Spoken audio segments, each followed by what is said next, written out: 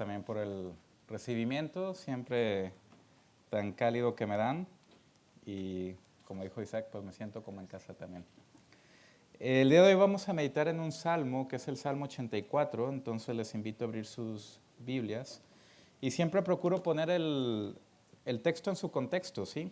Si se fijan en el Salmo, justo antes de empezar, en el verso 1 aparece una especie de prólogo que dice al músico principal. Esto quiere decir que es un salmo para ser cantado.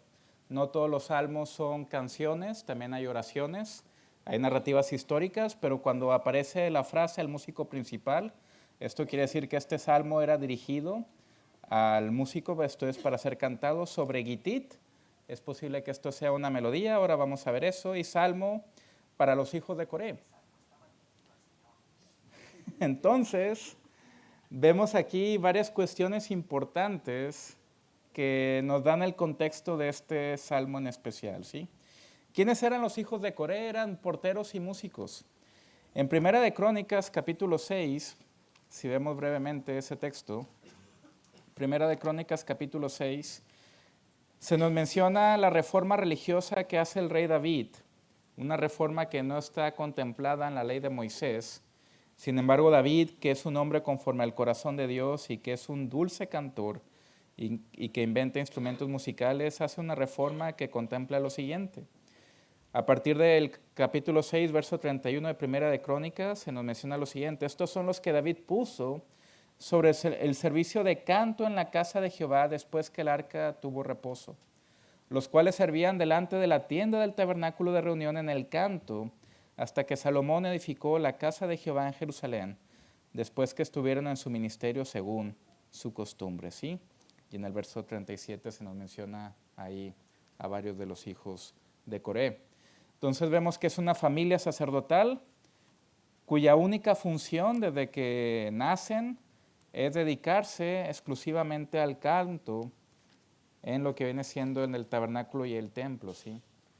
Estos hijos de Coré tienen varios salmos que escriben, varios conocidos. Tenemos un primer grupo, Salmos 42 al 49, un segundo grupo que son del 84 al 88.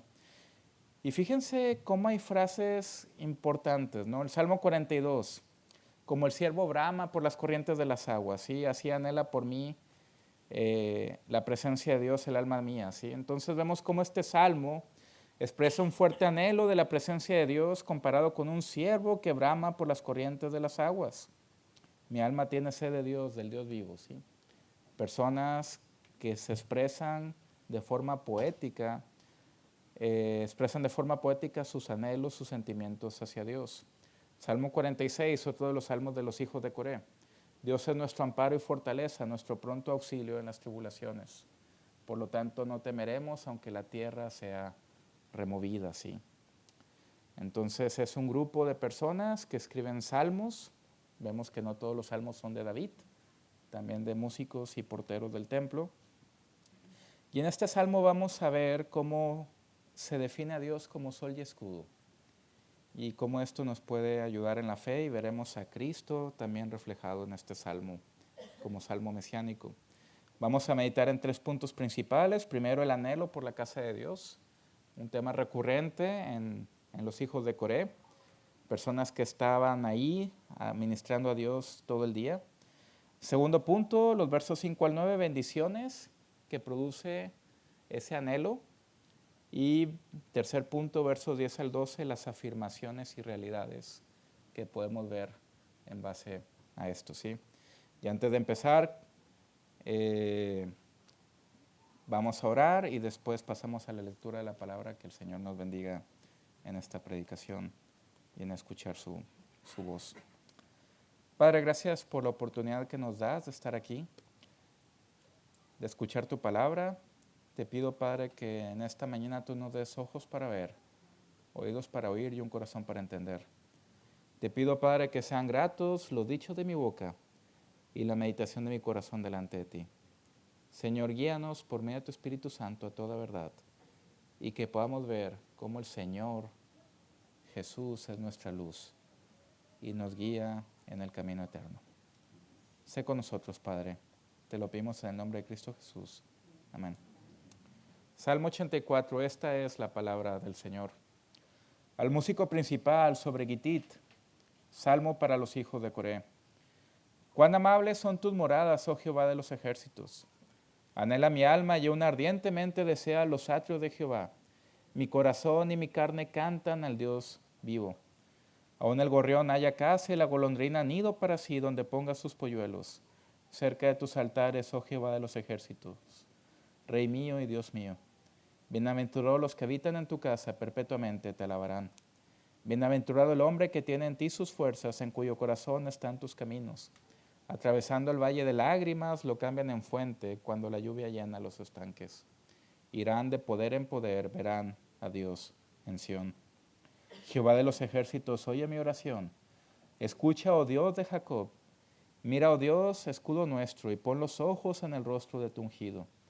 Porque mejor es un día en tus atrios que 1000 fuera de ellos. Escogería antes estar a la puerta de la casa de mi Dios que habitar en las moradas de maldad. Porque sol y escudo es Jehová Dios.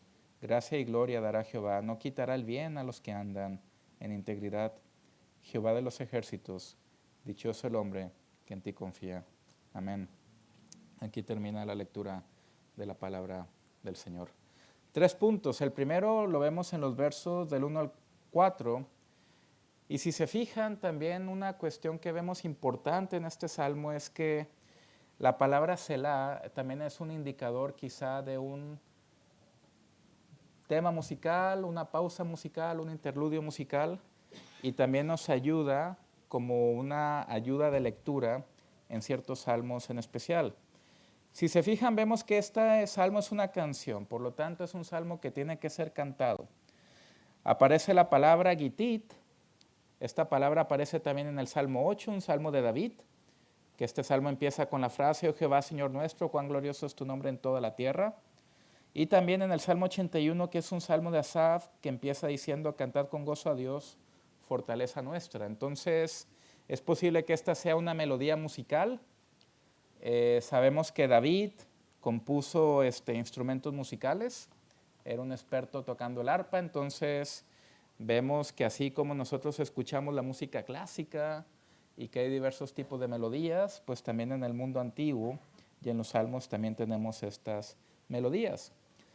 Después de esto, de esta introducción, empieza ya el salmo mencionando cuán amables son tus moradas, oh Jehová de los ejércitos. Y es muy interesante que menciona moradas en plural. En el Antiguo Testamento vemos que Dios es alguien que mora en los cielos, ese es su lugar, es donde está Él.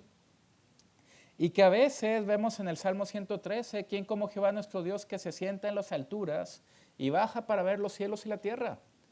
Y el tabernáculo que fue construido en época de Moisés, vemos que tiene la representación del cielo en la tierra.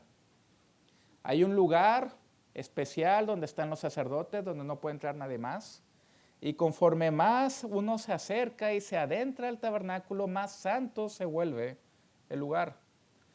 Y que en un momento especial del año, en el día del Yom Kippur, el día de la expiación, vemos que Dios descendía en la nube de gloria y que el sumo sacerdote tenía que tener precauciones si quería acercarse a ese lugar especial. Es posible que este salmo se haya escrito en el contexto del templo, porque si se fija no aparece morada en singular, sino moradas. Y en el resto del salmo vemos lo siguiente, ¿sí? Vemos moradas, vemos atrios en el verso 2, desea los atrios de Jehová. Vemos en el verso 3 los altares, que incluso los gorriones y las golondrinas ponen sus polluelos cerca de tus altares. Se menciona en el verso 4 tu casa. Vemos en el verso 7 Sión, el lugar también, la montaña de Dios especial. Vemos en el verso 10, es un día mejor en tus atrios. Entonces vemos que aquí, a diferencia del tabernáculo, la presencia de Dios está en todo el templo. Es un lugar especial, el templo se construye en la montaña de Sión.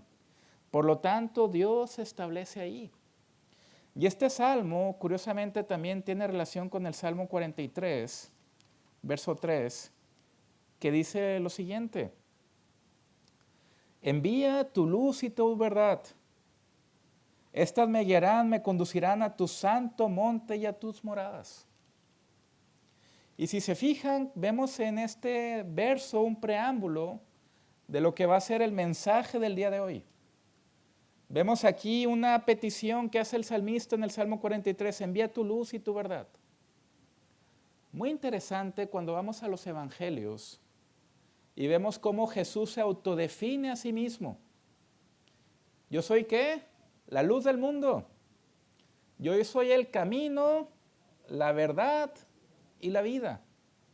Y vemos cómo Jesús empieza a utilizar un lenguaje que vemos en los salmos.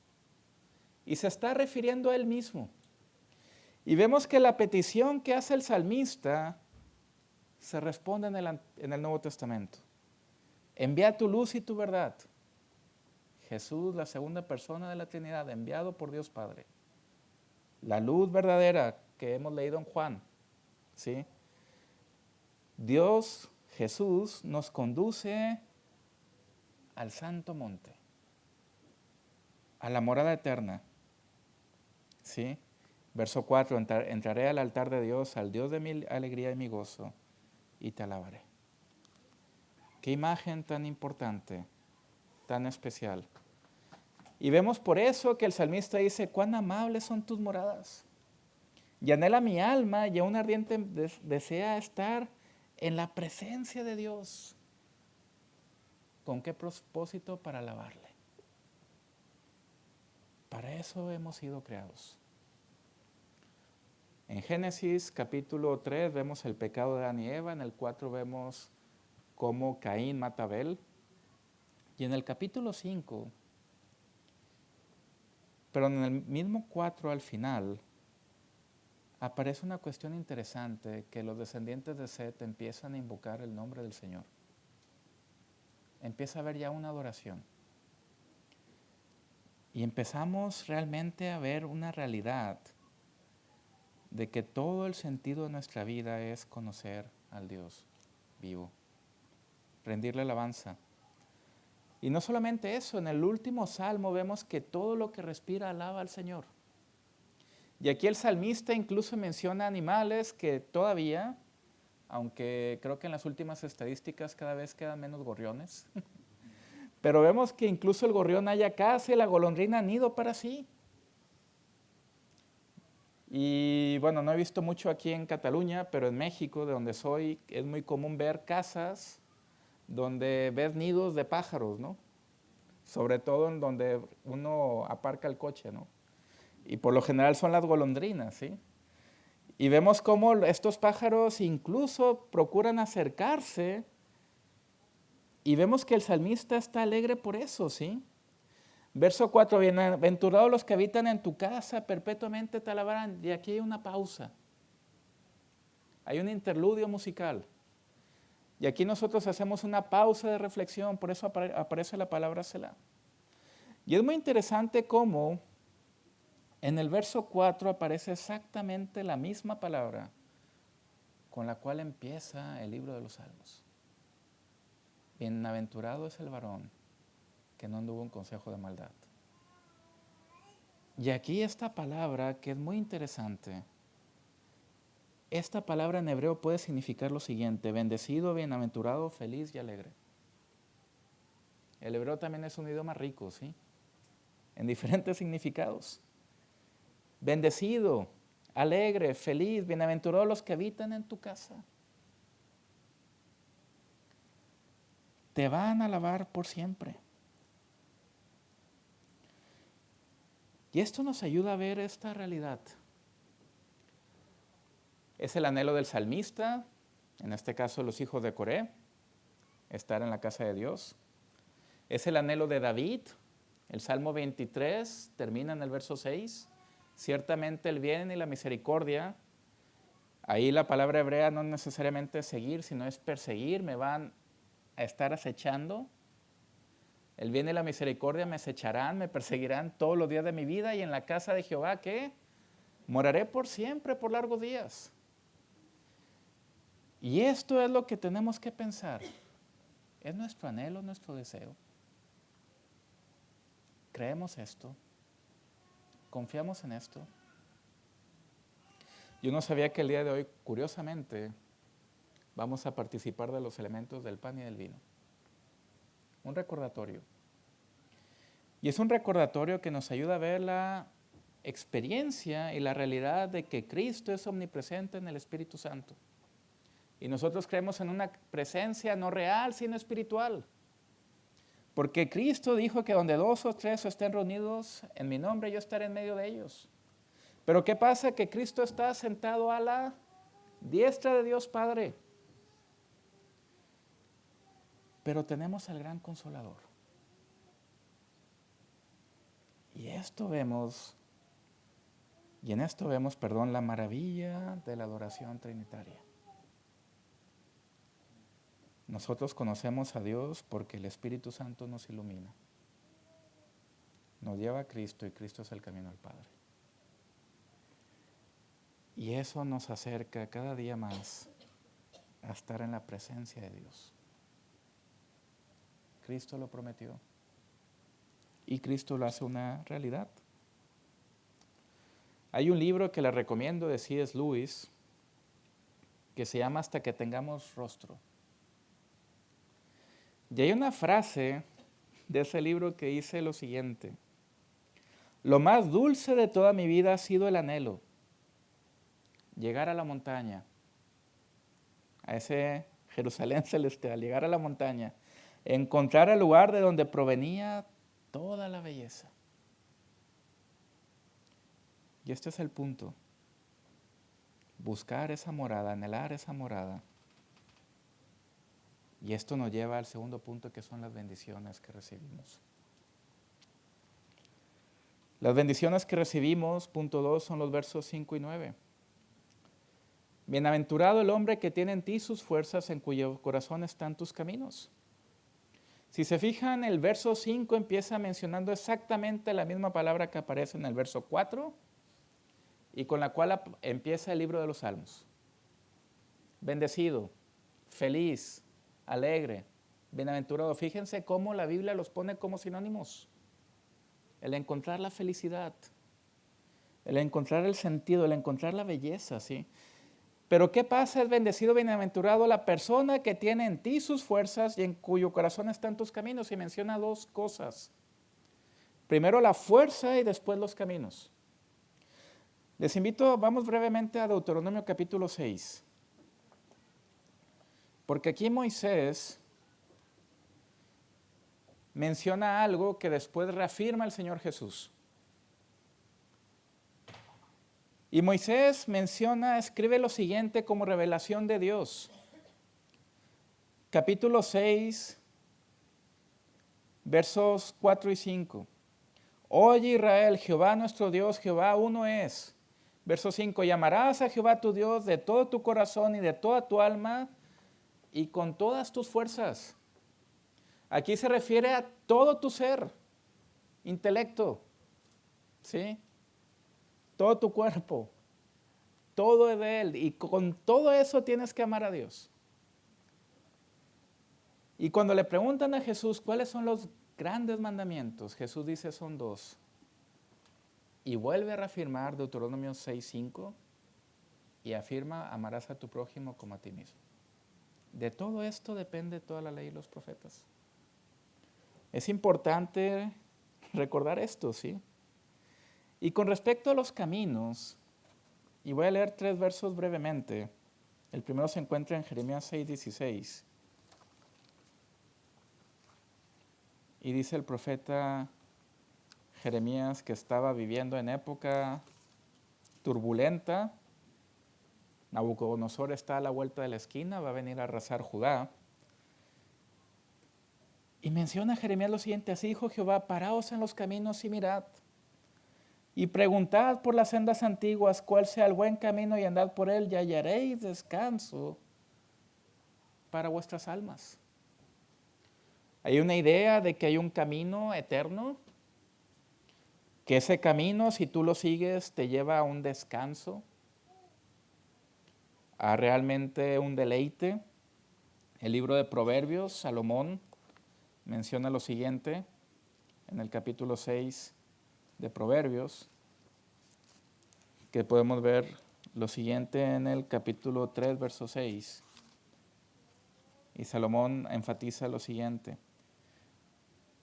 Desde el verso 5, fíate de Jehová de todo tu corazón y no te apoyes en tu propia prudencia, reconócelo en todos tus caminos y Él va a enderezar, ¿qué? Tus veredas. El Señor te quiere llevar a un punto, te quiere llevar a una forma de vida que le agrada a Él. Sí. Y vemos que Jesús es ese camino. Y Él mismo se autodefine como ese camino. Jesús, vemos en los evangelios que hace una invitación donde dice, venid a mí todos los que estáis trabajados y cargados, y yo les daré descanso. Esto nos apunta a Él. Amamos a Jesús, somos felices. Una película que he visto bastantes veces se llama Carros de Fuego y narra acerca de dos corredores que compiten en las Olimpiadas de París de 1924, hace ya más de un siglo. Y los dos corredores son muy diferentes. Uno es un judío que se llama Harold Abrahams. Y él nunca había perdido ninguna competencia en su vida, hasta que pierde con Eric Liddell, un cristiano. Y hay una parte de la película donde él, justo antes de correr la final de los 100 metros, que la final de los 100 metros curiosamente se corrían en 10 segundos, ahora son 9,60. Solamente ha cambiado 40 milimésimas, pero ahí hay un cambio muy pequeñito en 100 años, es impresionante esto.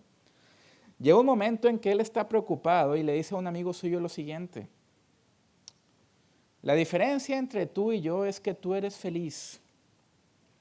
Eres un hombre feliz y ese es tu secreto, la felicidad. Yo tengo 24 años y nunca he sabido qué es eso. Siempre estoy buscando algo y ni siquiera sé qué es lo que persigo. Sin embargo, tengo 10 segundos para justificar toda mi existencia, justo antes de competir en esa carrera, ¿no? Sin embargo, esa carrera que se competía en un domingo, el cristiano decide no correr y decide correr en los 400 metros planos. Y Eric Liddell, que era hijo de misioneros en China, a diferencia de Harold Abraham, dice lo siguiente: creo que Dios me creó con un propósito para ser misionero en China, pero también me hizo rápido y cuando corro siento su placer. ¿Qué diferencia? ¿Qué diferencia en la perspectiva y en la alegría? ¿Y qué diferencia en las bendiciones que una persona puede recibir? ¿Eres alegre? ¿Estás contento? ¿Conoces a Dios? Verso 6. Atravesando el valle de lágrimas lo cambian en fuente. Qué diferente realidad. Muy interesante cómo vemos en la vida de los profetas, en la vida del profeta Elías, de volver al Señor, volver a los caminos del Señor. Jeremías hace la misma invitación: volver a las sendas antiguas. Vas a hallar descanso para tu alma. El Salmo 73 también, el salmista Asaf nos lleva en ese salmo de vuelta a Dios, a ver la realidad. Y aquí vemos cómo estas personas son bendecidas, tienen en Dios sus fuerzas, en su corazón están sus caminos. Incluso cuando atraviesan el valle de lágrimas lo cambian en fuente, porque saben qué camino, qué senda toman. El Salmo 23, David, que es un hombre que es perseguido toda su vida, llega a decir lo siguiente: aunque ande en valle de sombra y de muerte, no temeré mal alguno. ¿Por qué? Porque tú estarás conmigo. No estamos solos. Y eso es algo que tenemos que recordar. Hay una imagen del progreso del peregrino donde Cristiano, el personaje principal, tiene que pasar por un lugar que se ve muy tenebroso, muy oscuro, y tiene miedo. Pero escucha una voz de alguien que está detrás, que dice ese verso del Salmo 23. No estamos solos. El cristianismo no se concibe como una religión privada. Y tenemos hermanos en la fe. Tenemos hermanos en la fe que nos pueden ayudar. Una cuestión que vemos aquí en el verso 7 es que nosotros iremos de poder en poder y que veremos a Dios en Sion. Cuando yo estudiaba en el seminario en Estados Unidos, tuve un compañero de clase que empezó con una enfermedad que se llama retinitis pigmentosa. Y es una enfermedad terrible porque empiezas a perder la visión periférica hasta el punto que ya pierdes todo.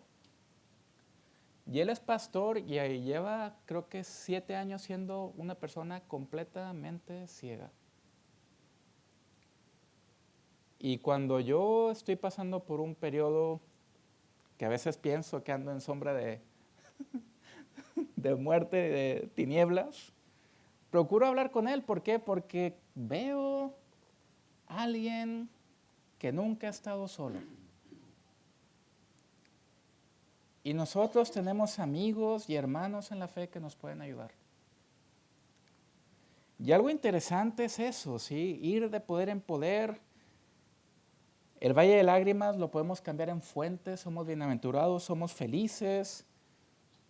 Y fíjense cómo aquí, en muchas Biblias, justo después del verso 7 hay como un espacio, ¿sí? Hay una ayuda de lectura.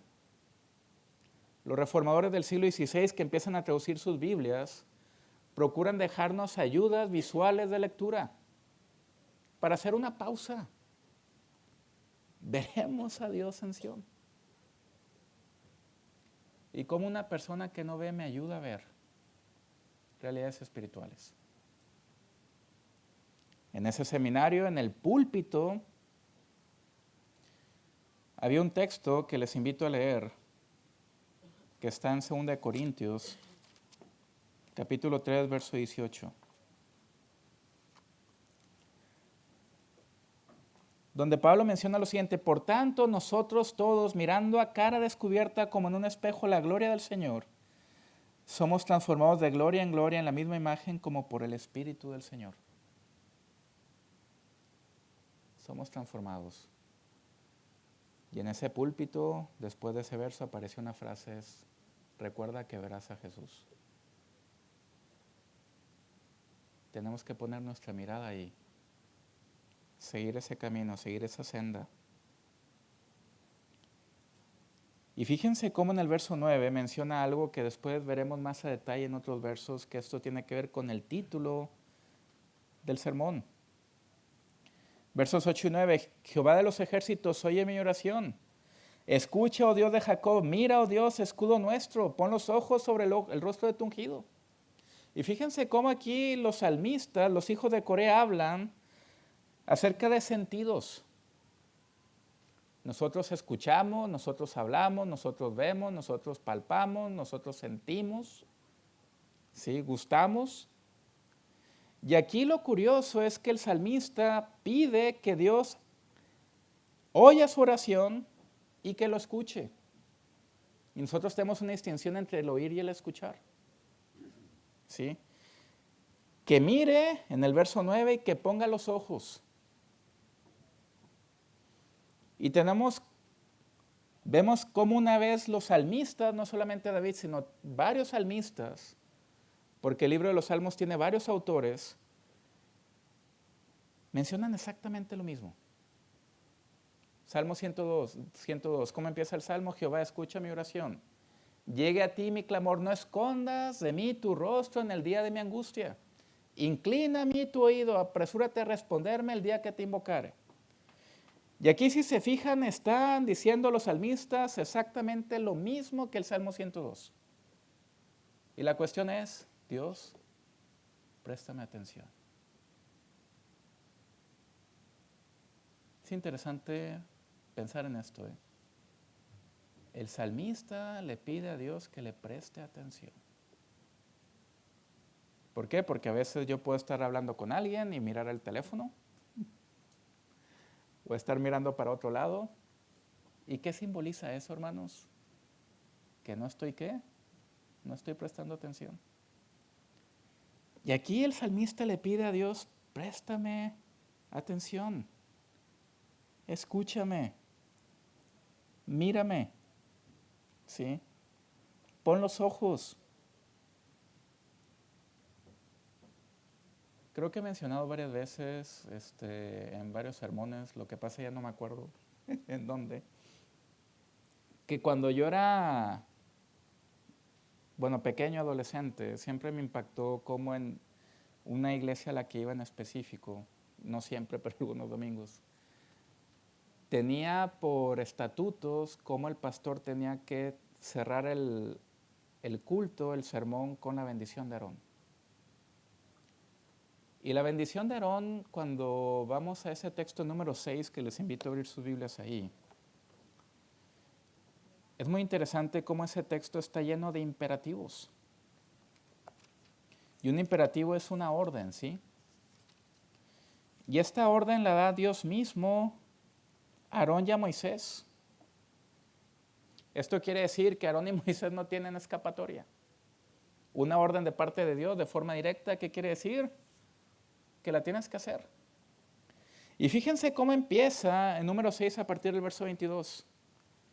Jehová habló a Moisés diciendo, habla a Aarón y a sus hijos y diles, así bendeciréis a los hijos de Israel.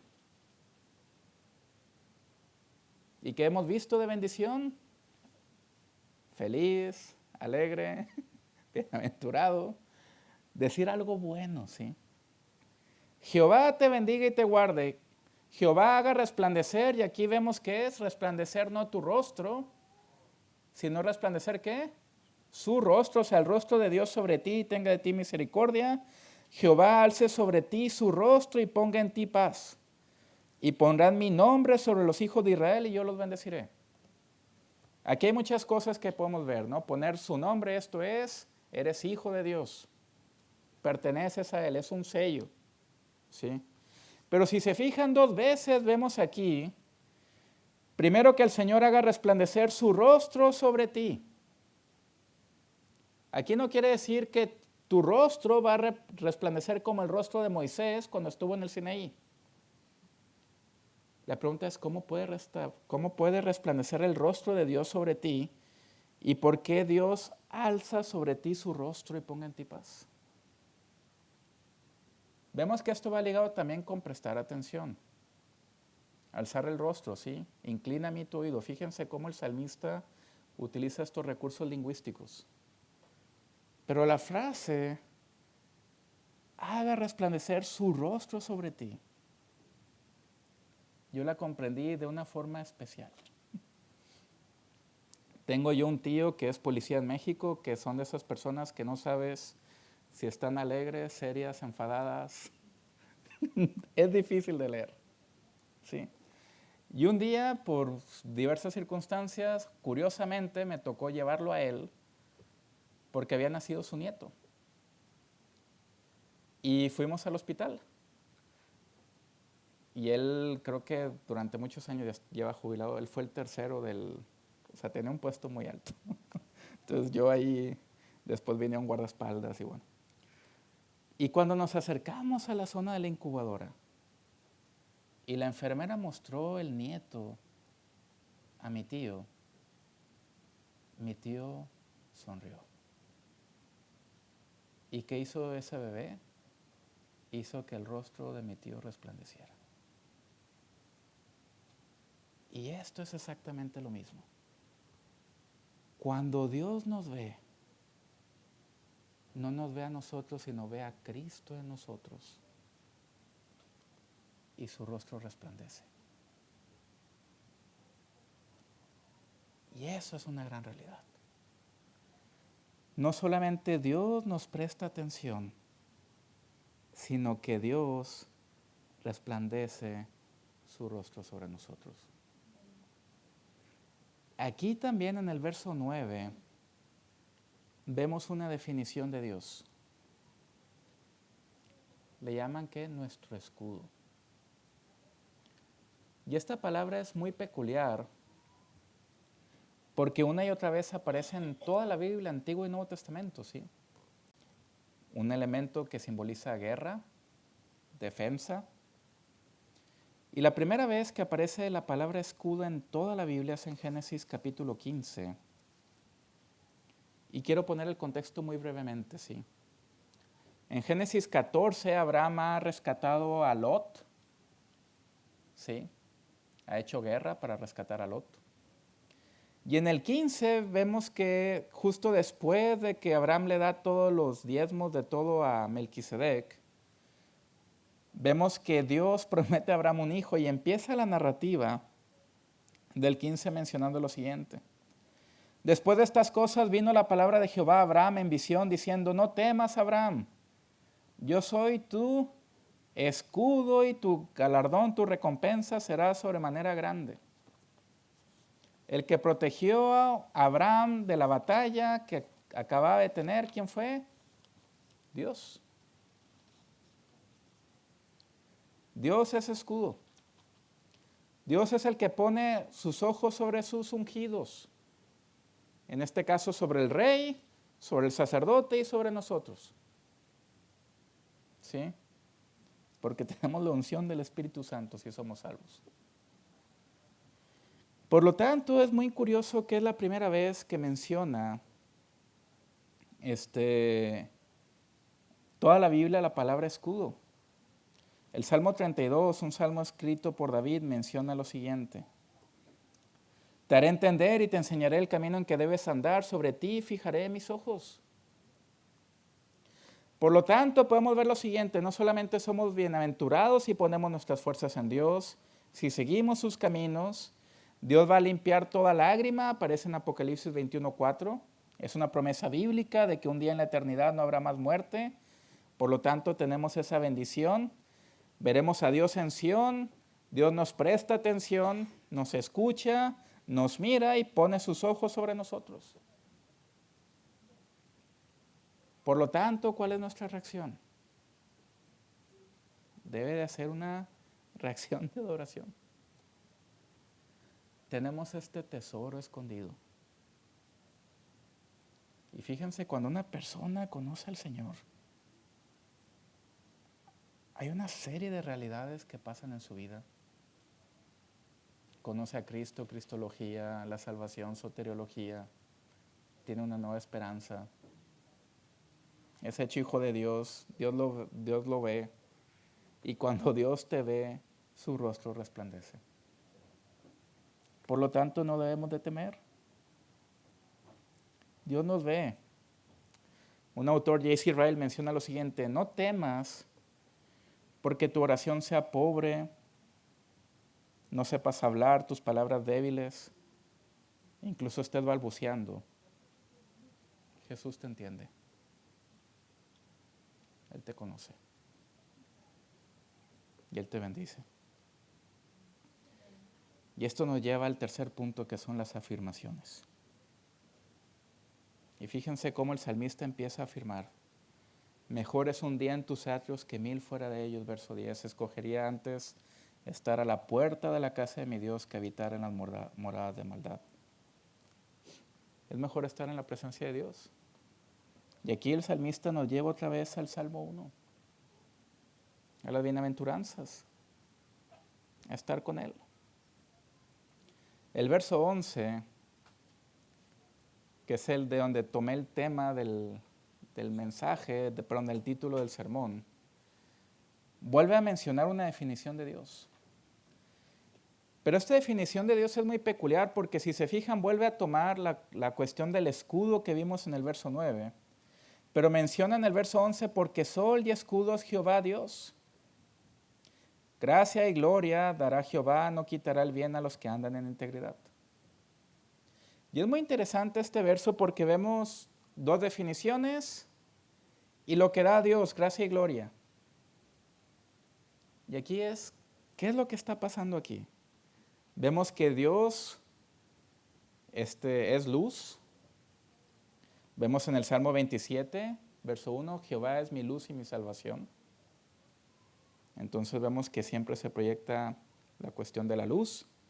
Sin embargo, en el Nuevo Testamento vemos que Jesús dice de sí mismo, yo soy la luz del mundo, la cual es una declaración registrada en el Evangelio de Juan, capítulo 8, verso 12. Jesús afirma ser la fuente de verdad y guía que ilumina la vida, liberando a sus seguidores de la oscuridad espiritual y el pecado para que obtengan la luz que da vida. Pero quiero ver dos cosas con ustedes que cambiaron la vida del apóstol Pablo. Vamos al libro de Hechos. Curiosamente, el evangelista Lucas menciona 3 veces la conversión de Pablo en este libro. Capítulo 9, capítulo 22 y capítulo 26. Y en el capítulo 22, a diferencia del 9, en el 22 Pablo está relatando su conversión en primera persona. Y en el verso 11 se menciona lo siguiente. Vemos que en el verso 6 le rodea mucha luz del cielo, cae al suelo, hay una pregunta, Saulo, Saulo, ¿por qué me persigues?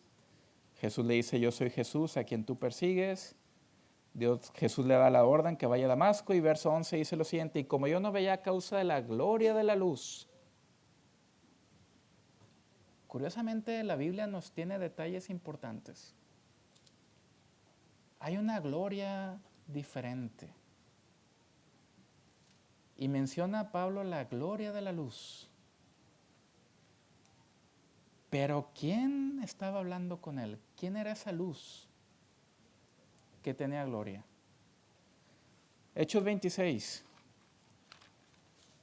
verso 13. Cuando a mediodía, oh rey, aquí está hablando con Herodes, uno de los Herodes. Cuando a mediodía, oh rey, yendo por el camino, vi una luz del cielo que sobrepasaba el resplandor del sol, la cual me rodeó a mí. Y me decía en lengua hebrea, Saulo, Saulo, ¿por qué me persigues? Jesús era esa luz que se manifestó a Pablo. Y Jesús también era ese escudo. Porque Pablo, que perseguía a la iglesia, pensaba que perseguía a creyentes. Pero ¿qué dice Jesús? A quien perseguía a Pablo no era a los creyentes, ¿era quién? A Jesús mismo. Hay una oración hermosa de la iglesia anglicana que dice lo siguiente: que Jesús se levante y proteja a la iglesia y por siempre la defienda. Y esto debemos de recordar, hermanos, porque tenemos hermanos en la fe perseguidos en diferentes rincones del mundo. Pero no están siendo ellos perseguidos. Los perseguidores se están metiendo con Jesús mismo. Y eso no es una buena idea. Pablo, reflexionando en su conversión y en todo esto, puede afirmar lo siguiente en Efesios capítulo 5, verso 8. Dice lo siguiente. Hablando acerca de los cristianos, y en otro tiempo nosotros éramos tinieblas, mas ahora ¿qué somos? Sois luz en el Señor y andamos como ¿qué? Como hijos de luz. Si hemos probado esa luz y hemos conocido esa luz, por lo tanto debemos de andar como ¿qué? Como hijos de luz. La primera obra de la creación fue la luz, Génesis. Lo primero que creó Dios fue la luz con el poder de su palabra. Y lo primero que viene con nosotros en la nueva creación es la luz. Hay una iluminación del Espíritu. Hay un punto donde todo empieza a hacer clic. Y las cosas empiezan a cambiar. Pablo sigue diciendo lo siguiente en el mismo capítulo, versos 13 y 14 de Efesios. Mas todas las cosas, cuando son puestas en evidencia por luz, son hechas manifiestas, porque la luz es lo que manifiesta todo, por lo cual dice, despiértate tú que duermes, y levántate de los muertos y te alumbrará Cristo. Tenemos que ver esa luz. Cristo es nuestra protección. En la misma epístola de Efesios, Pablo habla acerca de la armadura del cristiano. Y Pablo menciona que debemos de vestirnos del nuevo hombre, de dejar todo, desechar todo, para tener un cambio radical. Un cambio que realmente nos ayuda. ¿Por qué? Porque es un cambio en el cual el Espíritu Santo empieza a obrar en nosotros. Y nos hace nuevas personas. Empezamos a tener nuevos sentimientos, nuevas emociones, nuevos gustos, nuevos deleites. Y las cosas empiezan a cambiar. Dios es sol y escudo, nos da gracia y gloria y no quita el bien a los que andan en integridad. No nos quita ningún bien. Y el Salmo termina: Jehová de los ejércitos, dichoso el hombre que en ti confía. Otra vez, bendecido, bienaventurado, feliz. Jesús nos invita: venid a mí todos los que estáis trabajados y cargados. En la Biblia vemos lo siguiente: poner toda nuestra ansiedad sobre Él porque Él tiene cuidado de nosotros.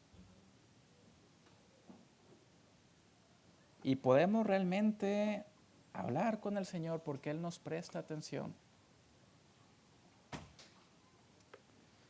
Quiero terminar con un texto que está en Filipenses capítulo 4, donde el apóstol Pablo afirma lo siguiente también. Verso 6: por nada estéis afanosos, sino sean conocidas vuestras peticiones delante de Dios, en toda oración ruego con acción de gracias. Deposita toda tu ansiedad sobre Él, toda tu carga. Derrama tu vida delante de Él. Y fíjense cómo termina Pablo en el verso 7: y la paz de Dios, que sobrepasa todo entendimiento, guardará vuestros corazones y vuestros pensamientos en Cristo Jesús. Un Dios guardador. Un Dios que te cuida y te protege y que no quiere que te vayas. Y la invitación está abierta. ¿Crees esto? ¿Eres feliz? ¿Eres bienaventurado? ¿Eres bendecido? Vamos a recordar justo eso ahora. Lo que Cristo hizo por nosotros por amor. Pensemos en ello y confiemos en el Señor. Amén. Oremos. Padre, gracias por tu palabra y por estas realidades. Señor, aumentanos la fe. Sabemos que flaqueamos y que te necesitamos. Señor, ayúdanos a ver esa luz y a confiar en ti y a seguir en tus caminos. Sé con nosotros, Padre. Te lo pedimos en el nombre de tu Hijo Jesús. Amén.